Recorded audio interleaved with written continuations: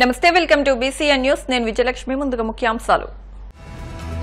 YCP ప్రభుత్వం చేపట్టిన నాడు నేడు పనులపై సమగ్ర విచారణ చేయిస్తాం. అసెంబ్లీ సాక్షిగా ప్రకటించిన విద్యాశాఖ మంత్రి నారా లోకేష్.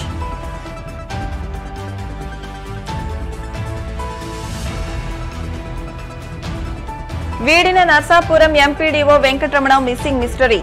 ఏలూరు కాలువలో మృతదేహాన్ని గుర్తించిన ఎస్డీఆర్ఎఫ్ బృందం.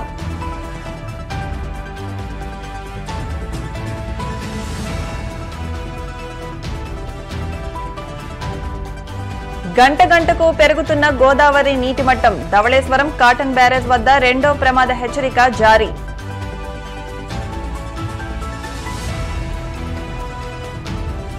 నాగోన్ ఎక్స్ప్రెస్ రైల్లో పొగలు. నెల్లూరు జిల్లా సిరిపురం రైల్వే గేట్ వద్ద ట్రైన్ ఆపేసిన లోకో పైలట్. వైసీపీ ప్రభుత్వం చేపట్టిన నాడు నేడు పనులపై సమగ్ర విచారణ చేయిస్తామని విద్యాశాఖ మంత్రి నారా లోకేష్ ప్రకటించారు. శాసనసభ రెండో రోజు సమావేశాల్లో భాగంగా స్పీకర్ అయ్యన్న పాత్రుడు ప్రశ్నోత్తరాలు చేపట్టారు. పలువురు సభ్యులు తమ నియోజకవర్గాల్లోని సమస్యలను ప్రభుత్వం దృష్టికి తీసుకొచ్చారు. గత ప్రభుత్వం చేపట్టిన నాడు నేడు పనుల్లో భారీ అవినీతి జరిగిందని టీడీపీ ఎమ్మెల్యేలు తెనాలి శ్రవణ్ కుమార్, ధూళిపళ్ల నరేంద్ర, ఏలూరి సాంబశివరావు సభ దృష్టికి తీసుకొచ్చారు. దీనిపై విచారణ చేపట్టాలని రాష్ట ప్రభుత్వాన్ని కోరారు. ఈ సందర్భంగా మంత్రి లోకేష్ మాట్లాడుతూ ప్రభుత్వ పాఠశాలను బలోపేతం చేస్తామని తెలిపారు. నాడు నేడుపై ప్రభుత్వం విచారణ చేపడుతోందని, ప్రైవేటుకు దీటుగా ప్రభుత్వ పాఠశాలను మారుస్తామని, అందుకే మెగా డీఎస్సీ వేశామని అన్నారు. తొందరపాటు నిర్ణయాలు కాకుండా ఒక పద్దతి ప్రకారం అన్నీ చేస్తామని, తొలి ఏడాదిలో కేజీ టు పీజీ వరకు అంతా ప్రక్షాళన చేస్తామని లోకేష్ తెలిపారు. 2019 నుంచి 24 అని మీరు చూస్తే 2019లో అంటే ఆనాడు తెలుగుదేశం ప్రభుత్వం హయాంలో 38,98,000 మంది విద్యార్థులు ఉంటారు. 5 సంవత్సరాలు వేల కోట్ల రూపాయలు ఖర్చు పెట్టిన తర్వాత అది 38,26,000 మంది విద్యార్థులకు తగ్గిపోయింది. అంటే 72,117 మంది విద్యార్థులు ప్రభుత్వ పాఠశాలలో తగ్గిపోయారు. ఇది కరెక్ట్ కాదు, అంటే ఎక్కడో లోపాలు జరుగుతున్నాయి, అంటే డౌట్ లేదు. అదేవిధంగా 117 జీవో గురించి కూడా సభ్యులు నా దృష్టికి తీసుకొచ్చారు. అది కూడా మేము డిస్కషన్లో ఉంది. దానిపైన కూడా తొందరలోనే ఒక నిర్ణయం తీసుకుంటాం. కానీ ఎన్డీఏ ప్రభుత్వ ఆలోచన వెరీ క్లియర్. ఉపాధ్యాయులు నియమిస్తాం, ఆగిపోయిన పనులు పూర్తి చేస్తాం, జరిగిన పనులపైన తప్పనిసరిగా ఎంక్వైరీ చేస్తాం. నా ఆలోచన ఏంటంటే ఈ సంవత్సరం ముందల కేజీ టు పీజీ విద్యను మొత్తం ప్రక్షాళన చేద్దాం. నేను పక్క రాష్ట్రాల్లో కూడా ఎలాంటి కార్యక్రమాలు జరుగుతున్నాయి అనేది నేను చదువుతాను. ఉత్తరప్రదేశ్లో నిపుణ్ కార్యక్రమం చేస్తున్నారు, ఢిల్లీలో కూడా అనేక కార్యక్రమాలు చేస్తున్నారు. నేను కూడా అది మొత్తం రివ్యూ చేస్తున్నాను. నేను కూడా ఫీల్డ్ విజిట్స్కి వెళ్లాల్సిన అవసరం ఉంది. ఒక పక్కన విద్యార్థుల కోసం మనం డబ్బులు ఖర్చు పెడుతున్నాం, మిడ్ డే మీల్స్ కార్యక్రమాలు ఇస్తున్నాం, ఇన్ఫ్రాస్ట్రక్చర్ ఇంప్రూవ్ చేస్తున్నాం. కానీ లెర్నింగ్ అవుట్కమ్స్ ఏంటి? ఎందుకంటే మంగళగిరిలో కూడా నేను ఉపాధ్యాయులను కలిసినప్పుడు వాళ్ళు అదే అడిగారు. 6వ తరగతి వరకు మీరు ఏం నేర్పించకుండా మాకు తోసేసి మంచి మార్కులు రావాలంటే ఎట్లా వస్తాయి? సో లెర్నింగ్ అవుట్కమ్స్ ఎట్లా మెజర్ చేయాలి అని దానిపైన కూడా మేము చర్చిస్తున్నాం. కేజీ టు పీజీ నేను పాదయాత్రలు కూడా చెప్పాను, కరికులంని బలోపేతం చేయాలి, రీవర్క్ చేయాల్సిన అవసరం ఉంది. అది చేసే ముందర పక్క రాష్ట్రాల్లో ఏం జరుగుతుందో కూడా నేను చూస్తున్నాను అధ్యక్ష. దానివల్ల వాళ్ళకి వచ్చిన అవుట్కమ్స్ ఏంటి అనేది మేము చదువుతున్నాం. ఆ మొత్తం రోడ్ మ్యాప్ ప్రిపేర్ చేసి సంఘాలతో కూడా మేము చర్చించి అందరు బయ్యన్ అయిన తర్వాత ఆ రోడ్ మ్యాప్ ప్రజల ముందర పెట్టాలనేది నా లక్ష్యం. దాని తర్వాత ప్రజల దగ్గర నుంచి కూడా అభిప్రాయ సేకరణ చేసిన తర్వాత ఆ కార్యక్రమాన్ని మేము అమలు చేసి నెక్స్ట్ అకాడమిక్ ఇయర్కి తీసుకొస్తాం. అంటే గత ప్రభుత్వం లాగా రివర్స్ టెండరింగ్ అనే హడావిడిగా చేసి పోలవరం ఎట్లయితే సర్వనాశనం చేశారో అలా నేను చేయదలుచుకోవాలి విద్యా వ్యవస్థని. విద్యా వ్యవస్థలో కూడా సిబిఎస్ఈ కరికులం అన్నారు, కొన్ని స్కూల్స్ ఏమో CBSE curriculum with CBSE examination అన్నారు, మళ్ళీ మధ్యలో ఐబీ అన్నారు, తర్వాత టోఫెల్ అన్నారు, డిక్షనరీ అన్నారు. అంటే కొంచెం గందరగోళంగా ఉంది. ఇది మొత్తం కొంచెం స్ట్రీమ్లైన్ చేయాల్సిన అవసరం ఉంది. ఎందుకంటే మన పిల్లల భవిష్యత్తు దీనిపైన ఆధారపడి ఉంది. సో సిస్టమేటిక్గా చేయాల్సిన అవసరం ఉంది. తొందరపాటు నిర్ణయాలు కాకుండా సిస్టమేటిక్గా చేయాలనేది నా ఆలోచన. తప్పనిసరిగా నాడు నేడు పైన ఒక ఎంక్వైరీ ప్రభుత్వం వేస్తుంది, అంటే ఎలాంటి సందేహం లేదు. అగ్రిమెంట్స్ ఏంటి, గతంలో ఎవరికి ఇచ్చారు ఈ వర్క్లు, ఎందుకు పనులు సరిగా జరగలేదు, నాసరికైన పనులు జరిగినాయి అనేది పేపర్లో కూడా గతంలో వచ్చింది. దానిపైన తప్పనిసరిగా ఎంక్వైరీ చేస్తాం. రెండోది సాంబశివరావు గారు చెప్పినట్లు ఫేజ్ 1లో కొన్ని భవనాలు కట్టారు, కానీ అది మూసేశారు, అంటే వాడట్లేదు. ఏకంగా స్కూల్స్నే మూసేసే పరిస్థితికి వచ్చారు. తెలుగుదేశం, జనసేన, భారతీయ జనతా పార్టీ విధానం ఒకటి. ప్రభుత్వ పాఠశాలల్ని మేము బలోపేతం చేస్తాం. ప్రైవేట్ పాఠశాలలకి ధీటుగా ప్రభుత్వ పాఠశాలలు తీర్చిదిద్దాలనేది మా లక్ష్యం. అందుకే చంద్రబాబు నాయుడు గారి నాయకత్వంతో మెగా డిఎస్సి కూడా ప్రకటించాం. ఉపాధ్యాయుల పోస్టులు కూడా భర్తీ చేస్తున్నాం. నెక్స్ట్ ఇయర్ ఏదైతే స్కూల్ ఓపెన్ అయ్యే సమయానికి ఉపాధ్యాయులు కూడా పకడ్బందీగా మేము ఏర్పాటు చేస్తాం. దాంతోపాటు రాజుగారు ప్రధానంగా ప్లే గ్రౌండ్స్ ఏర్పాటు చేస్తే బాగుంటుందని కోరారు. ఉపాధి హామీ పథకంతో అనుసంధానం చేస్తాం. పవనంతో నేను చర్చిస్తాను. ఆయనతో పాటు మన స్పోర్ట్స్ మినిస్టర్తో కూడా ఆల్రెడీ డిస్కషన్ చేశాను.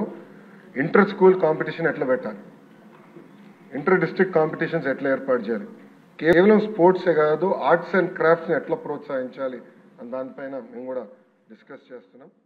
రాష్ట్ర వ్యాప్తంగా సంచలనం కలిగించిన పశ్చిమ గోదావరి జిల్లా Narsapuram MPDO Venkataramana missing mystery వీడింది.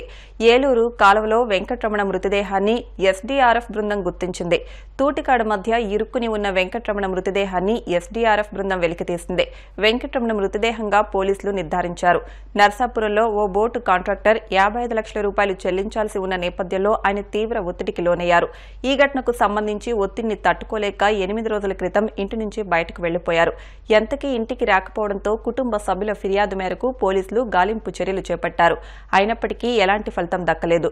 తాజాగా ఈ రోజు ఏలూరు కాలువలో ఆయన మృతదేహం లభ్యమైన విషయం బయటకు రావడంతో కుటుంబ సభ్యులు కన్నీరు మున్నీరుగా విలపిస్తున్నారు. ఉమ్మడి తూర్పుగోదావరి జిల్లాలో గోదావరి నీటిమట్టం గంటకు పెరుగుతోంది. ధవళేశ్వరం కాటన్ బ్యారేజ్ వద్ద రెండో ప్రమాద హెచ్చరిక కొనసాగుతోంది. సోమవారం అర్ధరాత్రి 2 గంటల సమయంలో రెండో ప్రమాద హెచ్చరికను అధికారులు జారీ చేశారు. కాటన్ బ్యారేజ్ వద్ద గేట్లు ఎత్తి దిగువ ప్రాంతానికి అధికారులు నీటిని వదులుతున్నారు. సుమారు 13,14,000 క్యూసెక్కుల నీటిని దిగువకు వదులుతున్నారు. ఈ రోజు ఉదయం 7 గంటల వరకు ధవళేశ్వరం కాటన్ బ్యారేజ్ వద్ద 14 అడుగులకు నీటిమట్టం చేరింది. గోదావరి వరదల కారణంగా ఏజెన్సీలోని అనేక గ్రామాలకు రాకపోకలకు అంతరాయం ఏర్పడింది. తెలంగాణ రాష్ట్రం కూనవరం వద్ద సబరి గోదావరి సంగమం వద్ద బ్రిడ్జిని ఆనుకుని వరద ప్రవహిస్తోంది. 4 మండలాల్లో సుమారుగా 250 గ్రామాలకు రాకపోకలు పూర్తిగా నిలిచిపోయాయి. లోతట్టు గ్రామాల ప్రజలను అల్లూరి సీతారామరాజు జిల్లా కలెక్టర్ ఏఎస్ దినేష్ కుమార్ అప్రమత్తం చేశారు. ఇప్పటికే లోతట్టు ప్రాంతాల ప్రజలను తరలించడానికి 18 లాంచీలను అధికారులు ఏర్పాటు చేశారు.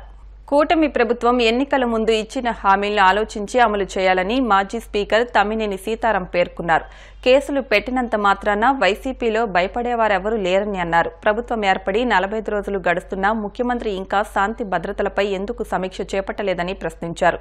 కూటమి ప్రభుత్వం రాష్ట్రంలోని శాంతి భద్రతలను పర్యవేక్షించాలని, విపక్షాలపై దాడులు చేయకుండా కట్టడి చేయాలని కోరారు. ప్రజాస్వామ్యవాదులు ఎవరైనా సరే ఖండిస్తారు. ఇది ఆపండి, ఈ నరమేధాన్ని ఆపండి, నరమేధాన్ని ఆపి రాష్ట్రంలో శాంతి భద్రతలను నెలకొల్పే ప్రయత్నం చేయండి. కానీ ఈవేళ మీరు చేస్తుంది ఏంటి? ఇంతవరకు ఒక సమీక్ష జరపలేదు. 45 రోజులైంది. లా అండ్ ఆర్డర్ మీద సమీక్ష జరపడం లేదు. ఆమె లేనిపోని స్టేట్మెంట్లు పనికొస్తుంది. ఆమె వాళ్ళకు హోంమంత్రి గారు ఉన్నది లా అండ్ ఆర్డర్ని కంట్రోల్ చేయడానికి, అది వదిలి పట్టించి దబాయిస్తుంటే మేమేం చేస్తాం? మీరు నిన్నన్నారు ఎక్కడ 4 ఉన్నాయి అందులో ఏంటండి? సమీక్షించండి, సమీక్ష జరిపి తేల్చి చెప్పండి. అవేమీ లేవు, సమీక్షలు లేవు. లాండార్ల మీద ముఖ్యమంత్రి సమీక్ష చేస్తారా? 45 రోజులైంది.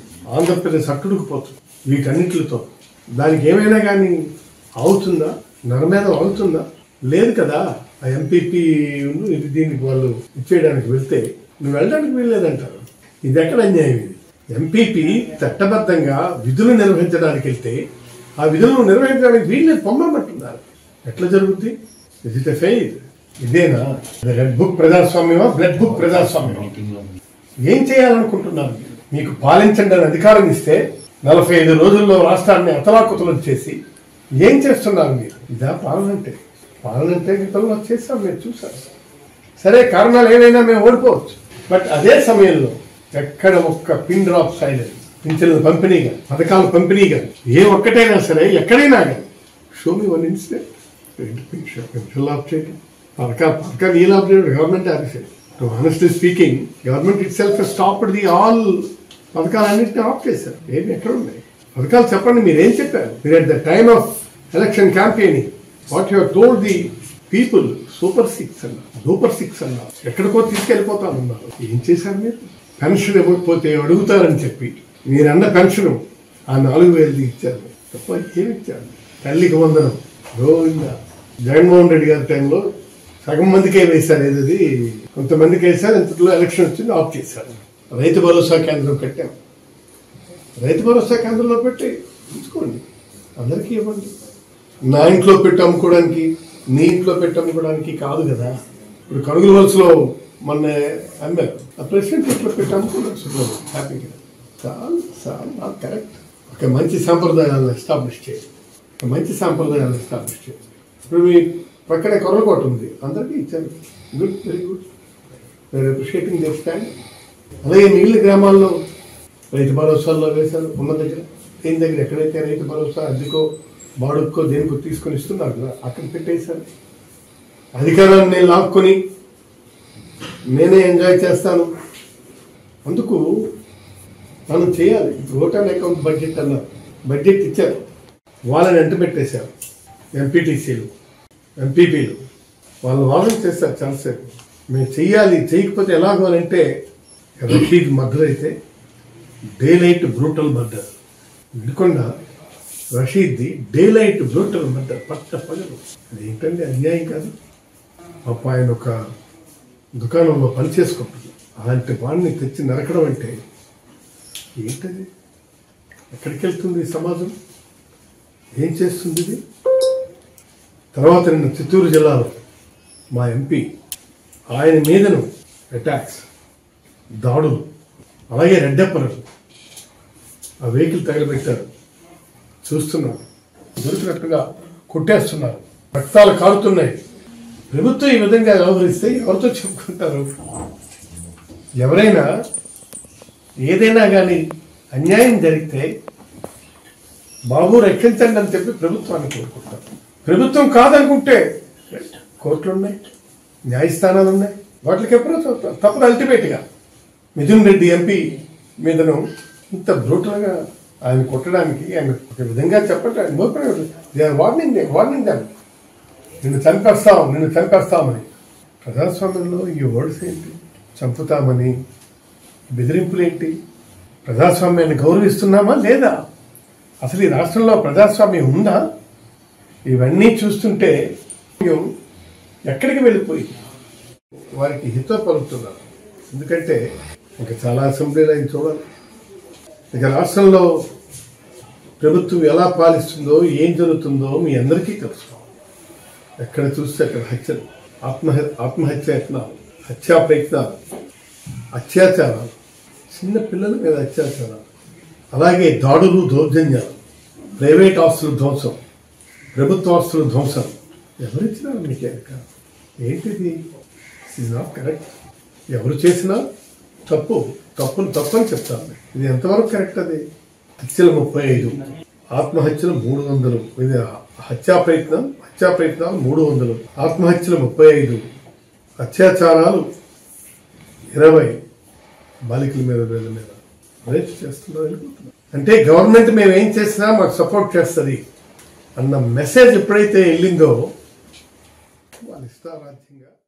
భీమేశ్వరాలయంలో కలెక్టర్ ప్రత్యేక పూజలు నిర్వహించారు. పంచారామ క్షేత్రమైన సామర్లకోట భీమేశ్వరాలయంలో కాకినాడ కలెక్టర్ షాన్ మోహన్ సగలి ప్రత్యేక పూజలు చేపట్టారు.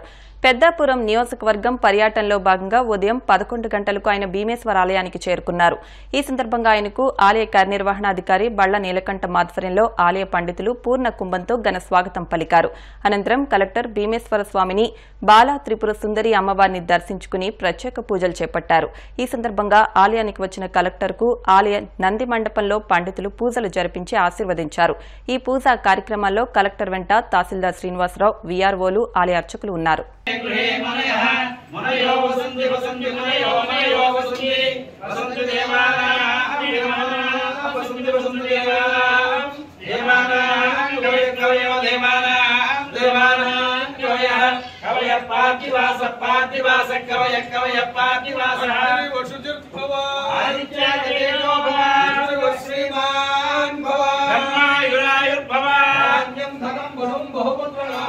సంవత్సరం దీర్ఘమాయు శతమానం భవతి సుత